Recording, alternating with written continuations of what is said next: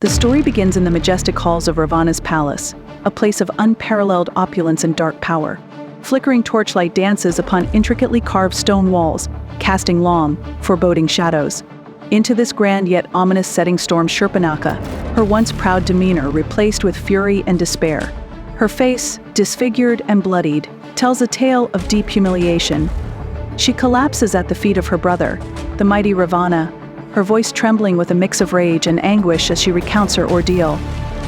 Through gritted teeth, Shurpanakha cries out, her words dripping with venom. She describes the mortal who dared to disfigure her and the mortal woman, Sita, whose beauty she envies and despises. Ravana, seated regally on his golden throne, listens intently, his curiosity turning to a cold, calculated rage. Rising from his seat, his imposing figure towers over his sister, adorned in resplendent golden ornaments that gleam menacingly in the dim light. With a calm yet menacing tone, he demands to know who has dared to harm her. Shurpanakha's voice, filled with malice, paints a vivid picture of Sita's extraordinary beauty.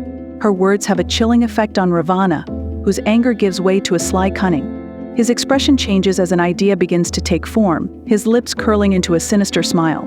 His voice, now quiet yet resolute, delivers a chilling declaration: Sita will be his. As his cruel laughter fills the hall, the torches flicker as if in dread, and Ravana's shadow stretches across the walls, a dark omen of the chaos to come. Far away from this foreboding palace lies the serene forest where Ram, Sita, and Lakshman reside in peaceful simplicity. The morning sun filters gently through the canopy of trees, casting a soft glow over the tranquil scene. Ram tends to the fire, Sita arranges flowers with quiet joy, and Lakshman sharpens his bow while keeping a watchful eye on the forest's edge. It is a moment of calm, a fleeting reprieve from the trials they have faced. This peace is shattered by the appearance of a mesmerizing golden deer. Emerging gracefully from the thicket, its radiant coat shimmers in the sunlight, captivating all who see it. Sita's eyes widen with wonder, her voice filled with excitement as she calls out to Ram. Her words express childlike awe as she marvels at the deer's beauty, likening it to a creature from the heavens. Ram observes the deer with a thoughtful expression, while Lakshman, ever cautious, tightens his grip on his bow. His instincts warn him of danger, his voice low and uneasy as he advises against pursuing the animal. But Sita, mesmerized, turns to Ram, her eyes pleading. She expresses her deep desire to have the deer, her voice soft and earnest. Ram, moved by her wish and unable to deny her, agrees. With a reassuring nod, he picks up his bow, instructing Lakshman to stay behind and protect Sita. The golden deer moves deeper into the forest, its shimmering form almost otherworldly as it glances back, as if inviting pursuit. Ram follows, disappearing into the dense trees, leaving Sita and Lakshman behind.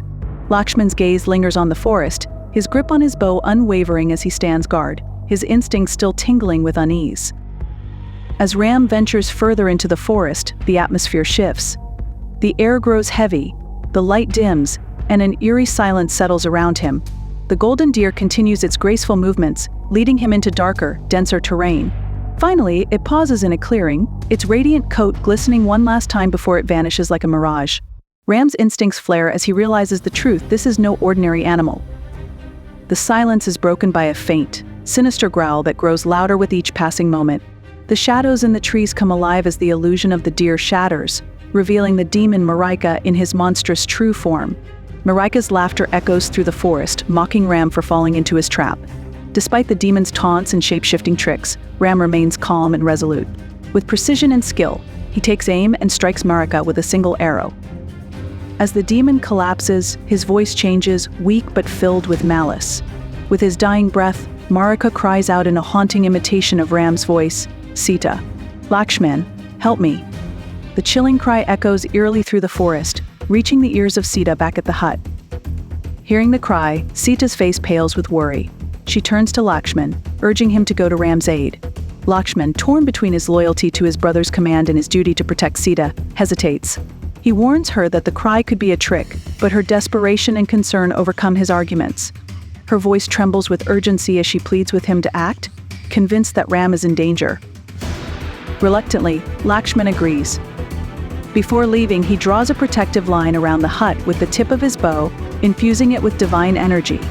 The glowing Lakshman Rekha serves as a barrier, meant to keep Sita safe. With a firm warning not to cross the line under any circumstances, Lakshman vanishes into the forest, leaving Sita alone. As Sita watches him go, worry clouds her face. The protective line glows faintly around the hut, a symbol of both safety and impending isolation. The tranquil forest seems to hold its breath, the calm before the storm, as fate inches closer to a moment that will change their lives forever.